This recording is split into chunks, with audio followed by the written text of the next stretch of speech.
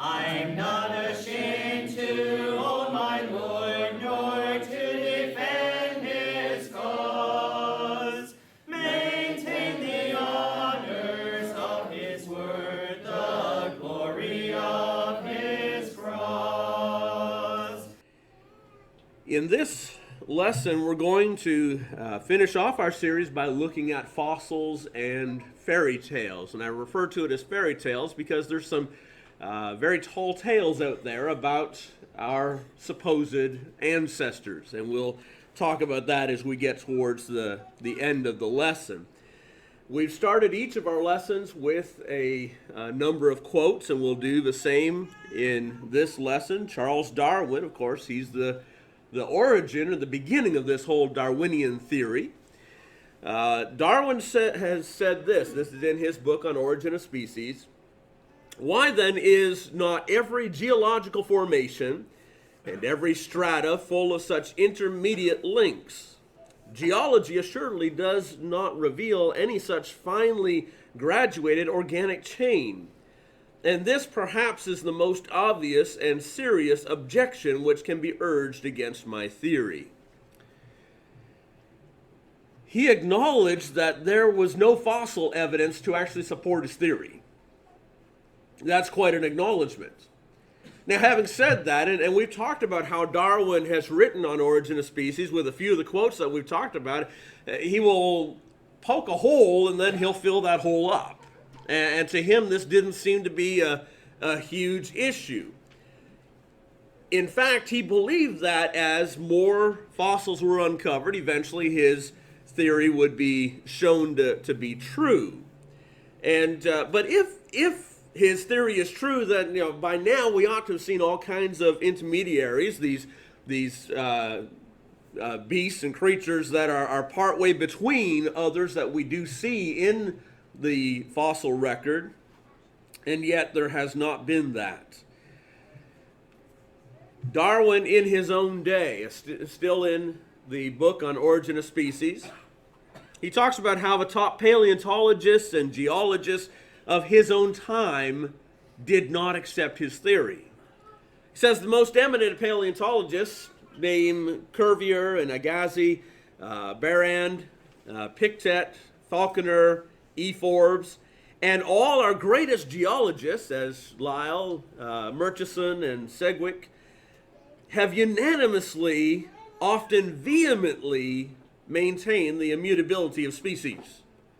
They do not agree with his idea that there was mutation, random mutation over millions of years, and that led about to what we have today.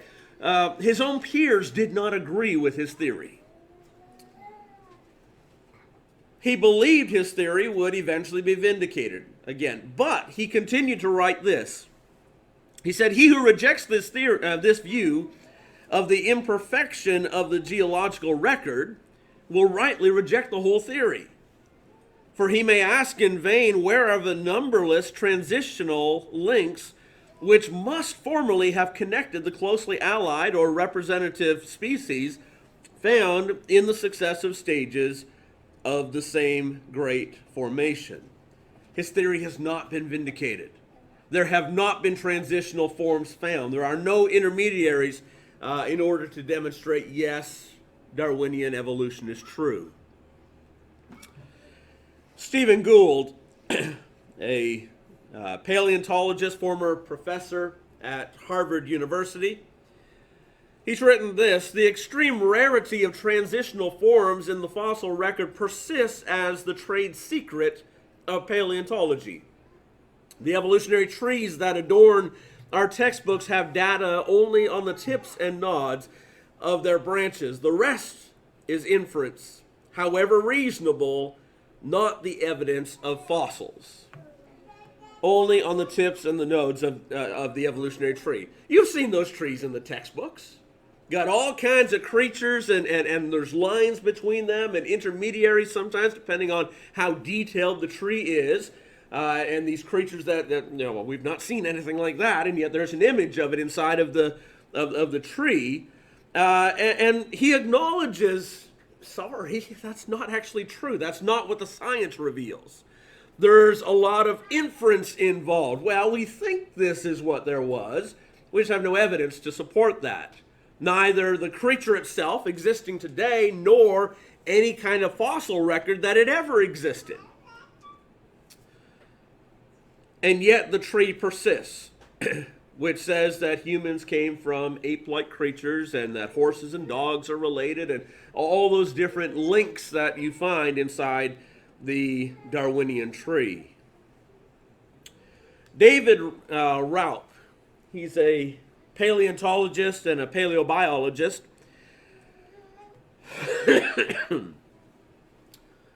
He has written a large number of well-trained scientists outside of the evolutionary biology and paleontology have unfortunately gotten the idea that the fossil record is far more Darwinian than it is.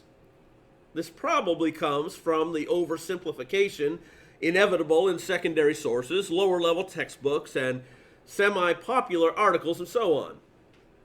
Also, there is probably some wishful thinking involved. In the years after Darwin, his advocates hoped to find predictable progressions. In general, these have not been found. Yet, optimism has died hard, and some pure fantasy has crept into the textbooks. That's quite an admission. The evidence just simply is not there. And what is there, he says, it's because things have been oversimplified and overstated, and there's a pure fantasy has crept in. Remember, we're going to talk about some fairy tales. He even acknowledges there's fairy tales that have crept in. The fossil record does not support Darwinian evolution. All right, so let's talk about fossils then. And a good place to start when talking about fossils would be, well, what is a fossil? Merriam-Webster defines it this way: a remnant, impression, or trace of an organism or of past geological ages that has been preserved in the Earth's crust. Wikipedia, not the greatest source for things, but it has a similar type definition. The preserved remains or traces of animals, plants, and other organisms from the remote past. And every definition that you will find as you're looking for a definition of what a fossil is will have that kind of terminology, that this is from past geological ages. This is from the remote past. This is from the distant past. This is from a long, long, long, long time ago. That is typically how a fossil is going to be defined. The word itself comes from the Latin fossis, which literally means having been dug up. We dig up fossils. However, despite the fact that we're told it has to be distant past, has to be something from the remote past, fossils do not require millions of years in order to form. In fact, they don't even require thousands of years to form, nor do they require hundreds of years to form. It's not about the time. That's not how fossils are created. It's not a matter of length of time. Consider this. Bible.ca. Many of you are familiar with Steve Rudd down in Hamilton. Bible.ca labels this as the limestone cowboy. This is a rubber-soled boot with a petrified leg in it that was found by an oil company worker in 1980. The boot itself, the boot was handmade by M.L. Leddy Boot Company out of San Angelo, Texas. It's believed that the boot was made or handmade in the 1950s. We're not looking at a dinosaur skin boot here. That's not what this is. This is something made in the 50s and worn by this man somewhere between the 50s and the early 80s. And he unfortunately lost his foot. And I don't know the whole story of how that happened, but he lost his foot. And what's inside of this boot is a petrified or a fossilized foot. CT scans have been performed on this in Bedford, Texas, back in 1997, and confirmed that this is a genuine foot that has been fossilized inside the boot. And so what we have here is this foot fossilized in less than 30 years. It doesn't take millions of years to get fossils. It doesn't take thousands of years. It doesn't even take hundreds of years. It's not about the time. That's not how fossils are made. Now, evolutionists make that claim. It needs to take all that time. This boot would seem to debunk that false premise that's touted by evolutionists. Again, and I'm going to draw a number of things by way of source from Steve Rudd's website. Given the right conditions, things can fossilize in a very short time. There's a prehistoric hat. I don't think it's a prehistoric hat. It's just a hat that ended up being fossilized, whatever those conditions were that caused that to take place. This hammer was found near London, Texas. The wooden handle was partially coalified or fossilized. The limestone layer that it was found in is supposedly 140 million years old. I'm not sure how that hammer got into, and not just around, but into a rock that is supposedly 140 million years old.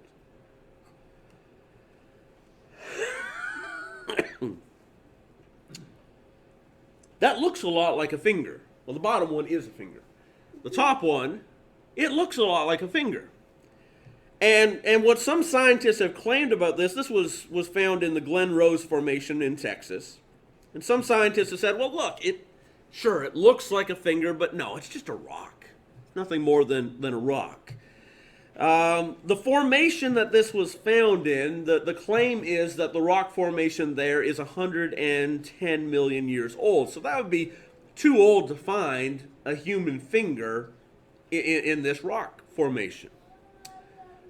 Dr. Dale Peterson from Oklahoma City, Oklahoma, examined the fossil, took x-rays, CT scan, and MRI of the fossil, or the rock. It was presumed to be a rock.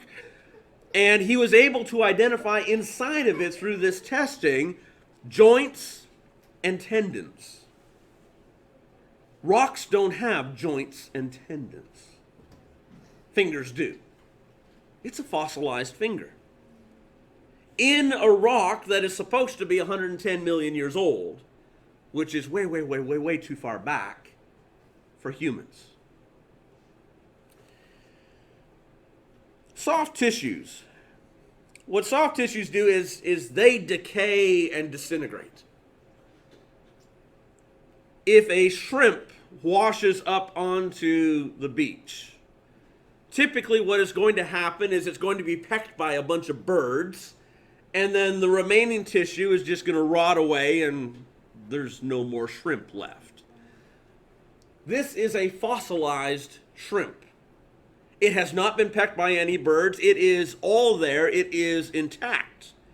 And so we might wonder, well, how does something like that happen? Again, we're dealing with a creature that is soft tissue. Soft tissue should just rot and it's gone. It requires something that is very rapid, something that is very catastrophic, taking place very quickly in order for this to happen. Might I suggest a worldwide flood, such as the Bible tells us about in Noah's day. This is a fossilized fern. Typically, a fern would wilt and then rot and then not be anymore.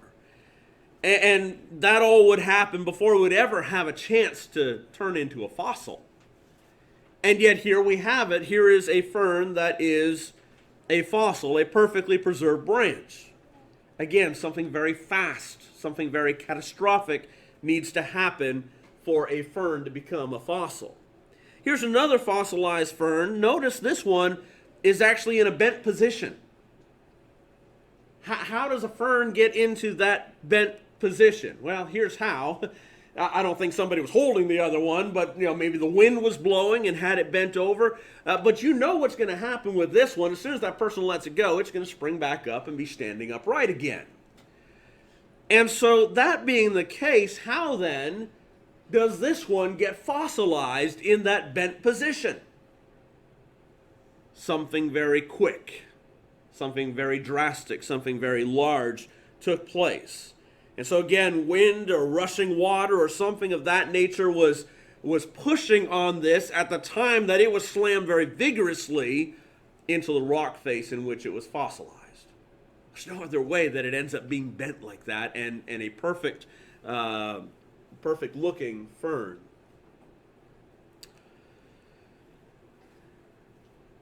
That's a jellyfish. Fossilized jellyfish.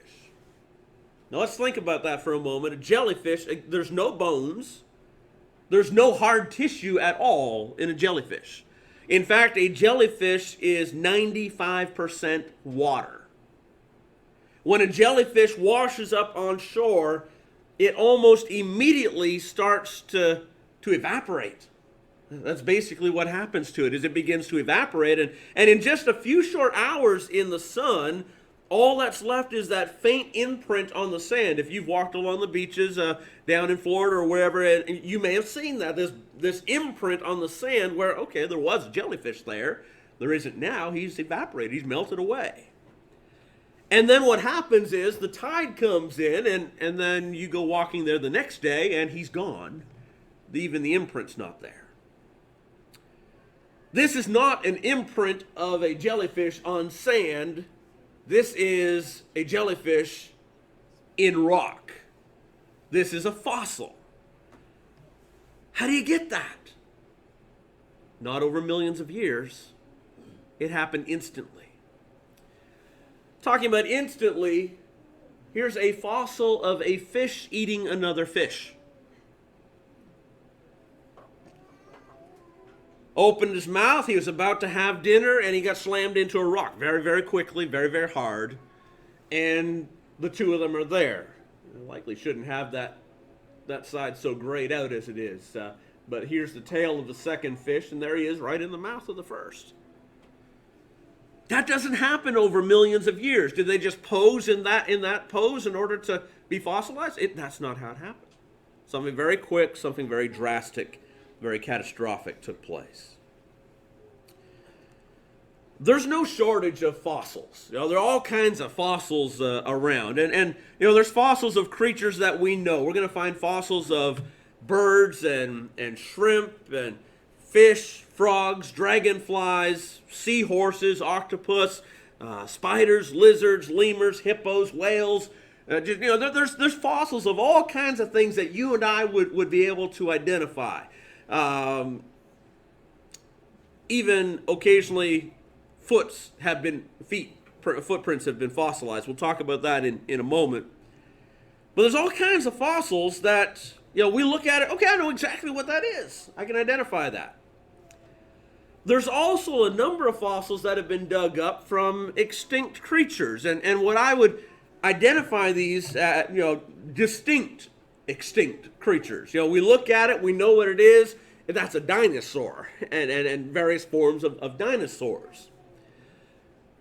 But what we don't find in the fossil record is all those intermediaries that Darwin was expecting would show up.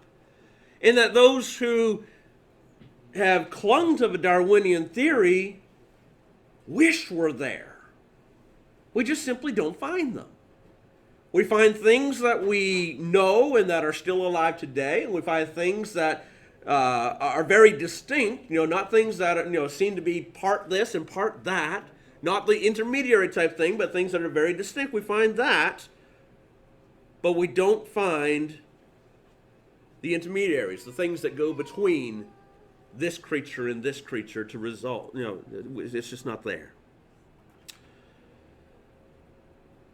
You ever been to some of the natural history museums around? I don't know if Toronto has one. Ottawa has a natural history museum. And we were up there a number of years ago, and they have all kinds of skeletal remains. It looks like skeletal remains, all kinds of skeletons at least. And through all the walking, we ended up having to have a little seat for a while, and so we sat down off in a corner somewhere to be out of the way. And I just happened to look up from where we were sitting, and there was this small little placard. It was hidden in a corner in the building, no light shining on it. It's actually a fairly dark corner of the building. But what the plaque indicated was that there was only a very small percentage of the bones in that facility that were real. Only a very small percentage. And I can't remember what the number was, but it was significantly small. Well, that's all right. You know, a human skeleton, they might find a few of the bones of the human skeleton, but not the whole thing. And we know how the whole thing is supposed to be, and so create out of plaster the rest of it, so we've got a full skeleton sitting there, right? But that's not all that they do. It's not just that they have these skeletons of creatures that we know exist, but there are these skeletons of creatures that are the intermediaries.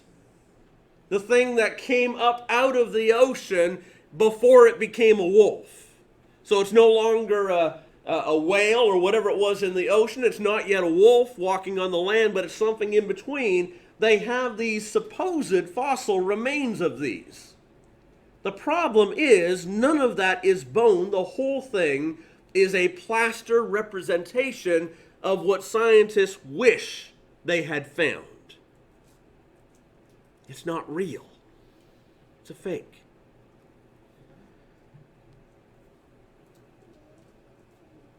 I mentioned fossilized footprints. This is from the Taylor Trail down in Glen Rose, Texas. Paluxy, that should be river, not rover.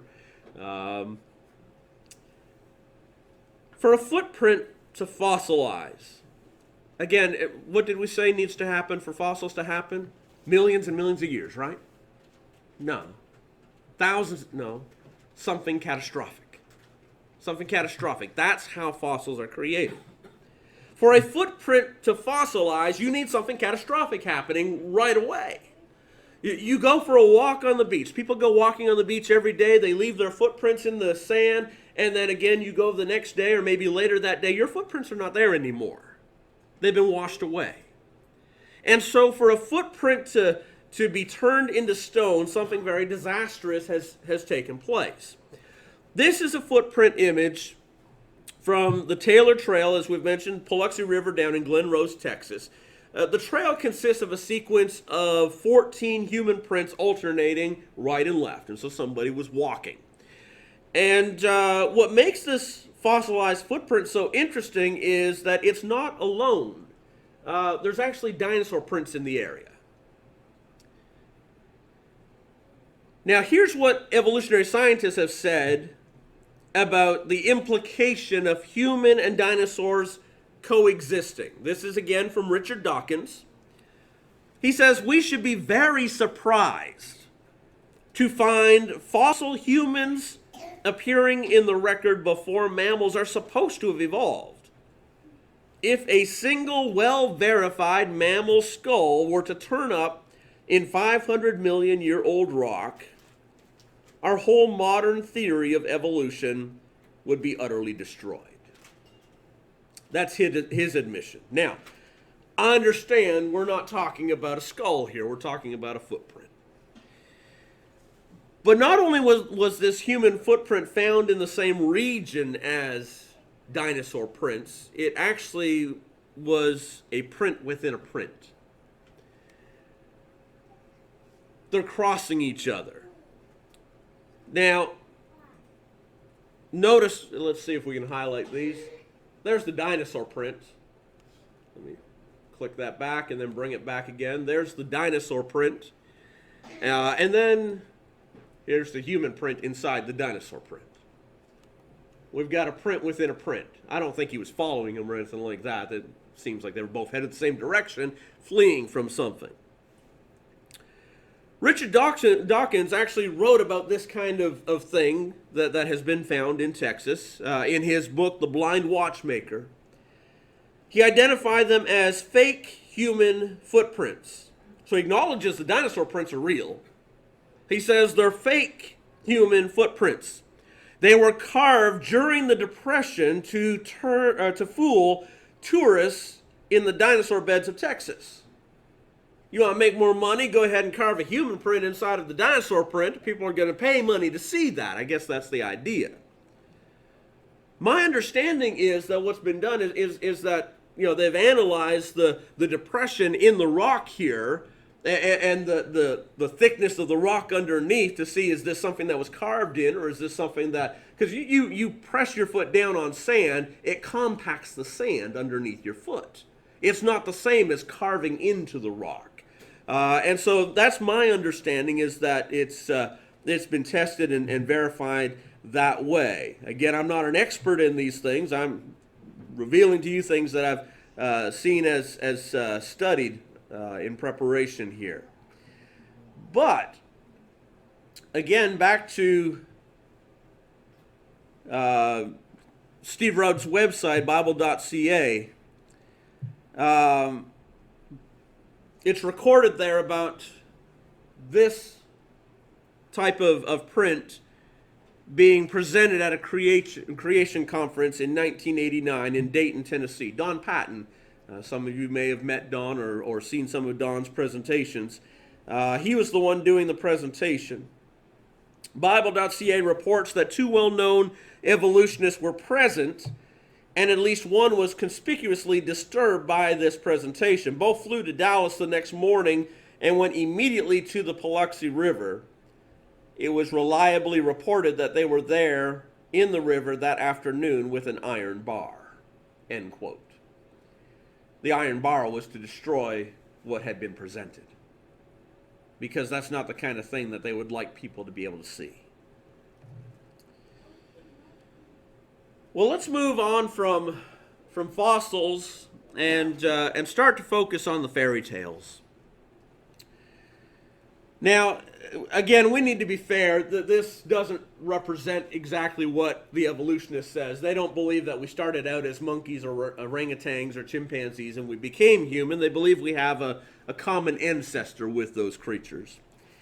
And so, there must be plenty of evidence to support that kind of relationship, right? And this common ancestry and so forth.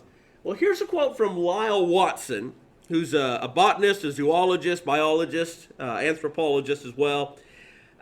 He says the fossils that decorate our family tree are so scarce that there are still more scientists than specimens. The remarkable fact is that all the physical evidence we have for human evolution can still be placed with room to spare inside a single coffin. There's not much available, is what he's saying. Now, we would expect, and again, Darwin expected, there's going to be lots. We just haven't dug it up yet. There are lots of fossils. No doubt about that. There are lots of fossils. There are not a lot of fossils that show that we evolved. In fact, misinterpretation of various fossils is what we have. And apparently, according to Mr. Watson, less than what would fill a coffin. Well, but what about Neanderthal man, right? We've all heard of Neanderthal, and Java man, and Piltdown man, and Nebraska man, and Lucy. There's all these things that appear in the textbooks, and so we would think that the support should be overwhelming, because it got into the textbooks.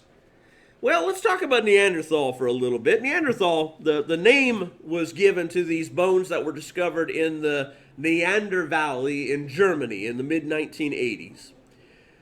Since that time, numerous bones have been identified as Neanderthal that have been discovered in a variety of places in Europe and also in Asia. The most complete skeletal remains that were supposedly Neanderthal were found in 1983 in Israel. Evolutionary scientists used to claim that Neanderthal was an ancestor of modern man. Most have since relented on that. They don't make that claim anymore. Evidence indicates that they have the same number of bones that you and I have, and that they function in the same manner that you and I have, or that you and I do. But the distinction was basically this, that Neanderthal typically have a heavier brow ridge and a lower, a longer lower skull And the skeleton itself was just generally more robust than our skeletons are. Differences in skull size, shape, and the thickness of the skeletal remains really are not that significant. Even in our modern population, you will find differences in skull shapes, depending upon the geographical region in which people are living in and the ancestry that people have. And the same is true regarding bone density. You know, if everything else about this looks like it's human, then why assume it's not human? An article at answersingenesis.org has stated this: it has generally been conceded by evolutionists, however reluctantly, that they would have to accept that Neanderthals were as human as we are. They're human. Are there some traits that make them unique compared to many of us today? Yeah, there are. But the evolutionary community has acknowledged, okay, they're just as human as we are. Oddly enough, Neanderthal still continues to be talked about and still appears in textbooks, that kind of thing, even though the scientific community no longer holds it. How about Java Man? I like his name. I don't think he drank any coffee, but I like his name. In the early 1890s, Dutch geologist Eugene Dubois discovered a skull cap and a femur bone on the island of Java. That's where he gets his name from, which is in Indonesia.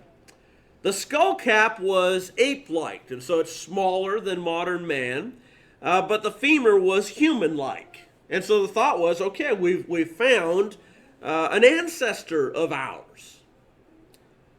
And so this was touted as proof of human evolution, and textbooks and science journals, they were filled with reconstructions of what Java Man must have looked like. There's a few problems. The skull cap and the femur were not discovered together. You would think that that might be necessary, right? If we're talking about this is an example of our ancestors. They weren't discovered together. They were found about 50 feet apart. And they were discovered about a year apart. So that's sort of problematic. You would expect that they might be together. And so there's no logical reason to think that they actually came from the same individual. But then about 30 years later, after the discovery, Dubois admitted that he found two human skulls with the femur. So the femur looked very human.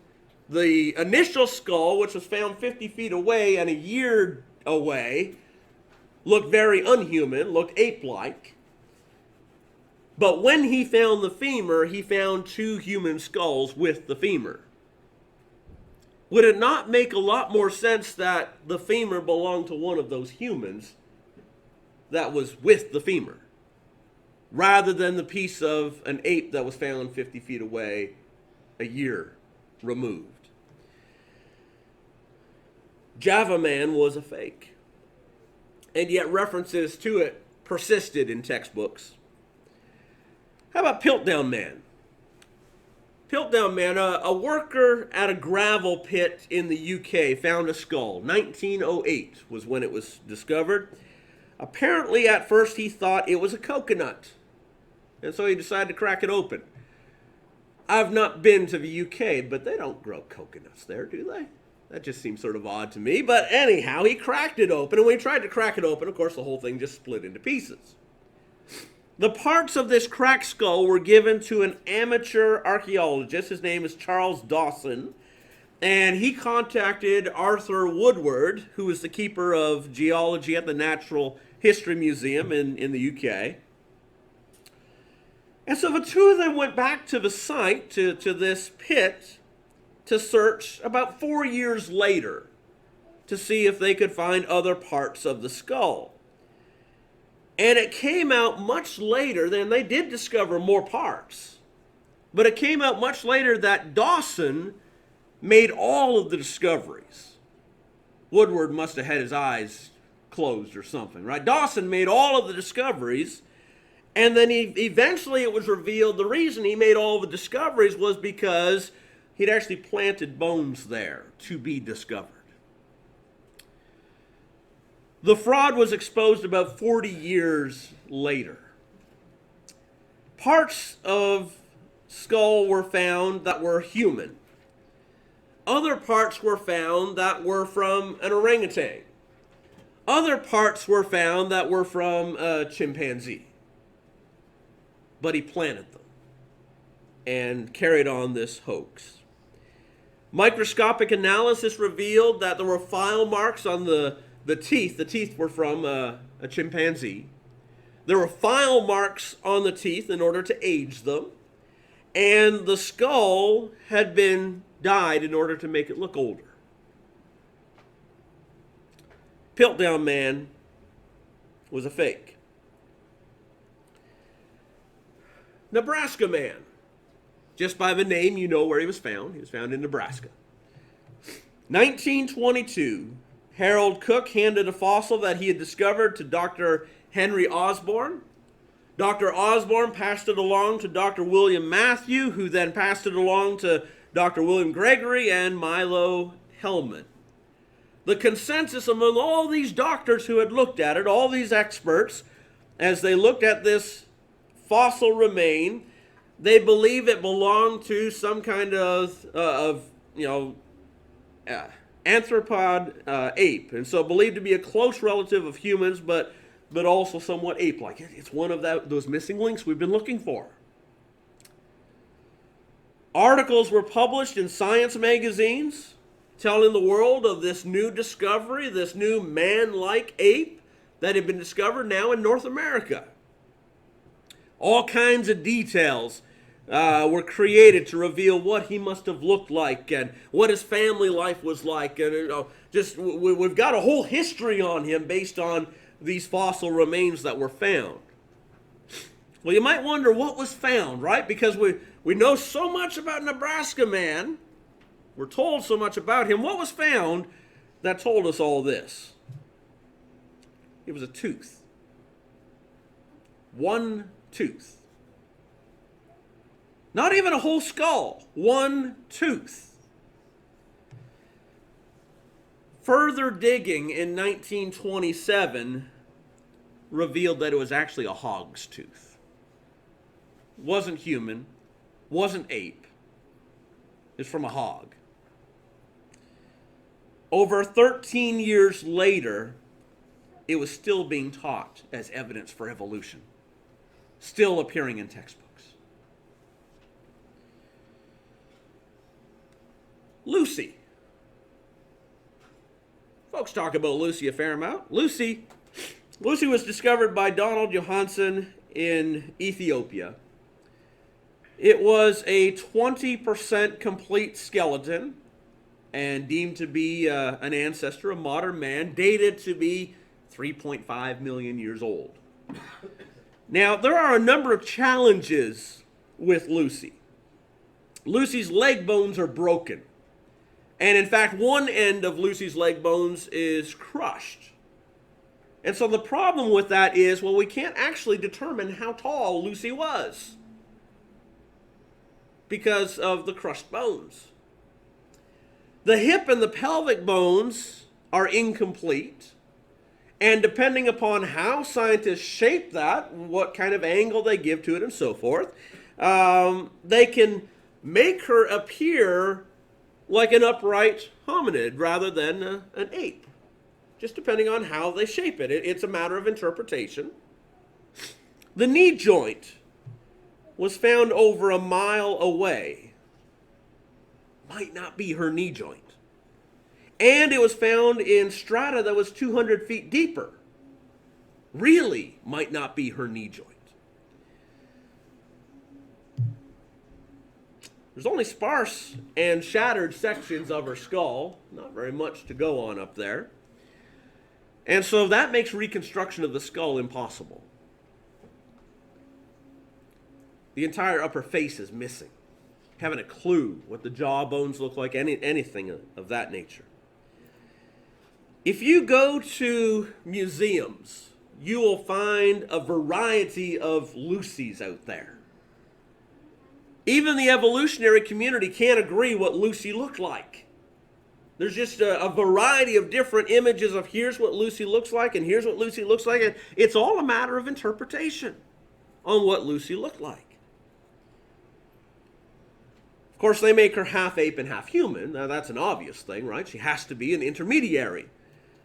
But the same bones can be used to make her 100% ape. Again, depending on how you tilt that pelvic bone and so forth. There's others. There's all kinds of intermediaries that have been suggested. Orsman, for instance, found in Spain in 1982. A year later, it was admitted that the skull was not humanoid at all. It actually came from a 4-month-old donkey.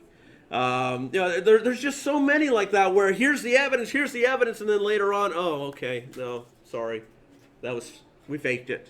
Over and over, that is what we see. There's all kinds of fairy tales out there. What evolutionary scientists need is true evidence, what they have not found and what the fossil record has not given. And Darwin himself said, this is a problem for my theory. He acknowledged it. And he said that if you reject the idea that the fossil record that we have is incomplete, if you think that what we have is what we have, then you need to reject the theory. Friends, we need to reject the theory. We have dug up all kinds of fossils. There are more fossils than there are scientists to look at fossils. But all those fossils are identifiable. None of them are the intermediaries that Darwin hoped to see. And so it is that natural science, whatever area of natural science we're looking at, it is evidence for God that He is the Creator. Again, I'm thankful for the time we've had to share together, and I hope that these lessons have benefited you in some way. And as I said, if there's something that you've got questions about or concerns about, by all means, bring those to my attention, or if I'm gone, then bring them to Jeremy's attention, and he'll bring them to my attention. Not a scientist, I'm a preacher, but hopefully the study and research that has been done has benefited us in some way. If you're with us today and you have not obeyed the gospel, you're not serving God the way that you should, I want to encourage you to do that. You need to first of all believe that there is a God and that He's the God that we read about in the Bible. And if you've come to that understanding that yes, there is a God and the Bible tells us about God and tells us what God wants us to do, and you're not doing that, why not? What's in the way? And whatever's in the way, let's get that out of the way so that you can have the hope of heaven. Because if you're not a Christian right now, then you don't have the hope of heaven. And what that means is that you have the expectation of hell. And I don't want that for you, and I know God doesn't want that for you. And so the Lord would have us obey His word. It's not difficult to become a Christian. We need to believe that Jesus is the Son of God. We need to be willing to turn away from our sins that have brought death to us, spiritual death. He wants us to turn away from that, be willing to confess His name before men, and then be baptized in water for the forgiveness of our sins. And at that point, what Romans chapter 6 tells us is that we will come up out of the water in newness of life. We'll come up as a new creature, we're told by Paul as he writes to the Corinthians. We'll be a child of God, we'll be a Christian. And this group of people will accept you and want to work with you and encourage you and build you up. And you'll have the hope of heaven. I'm not ashamed to own my Lord.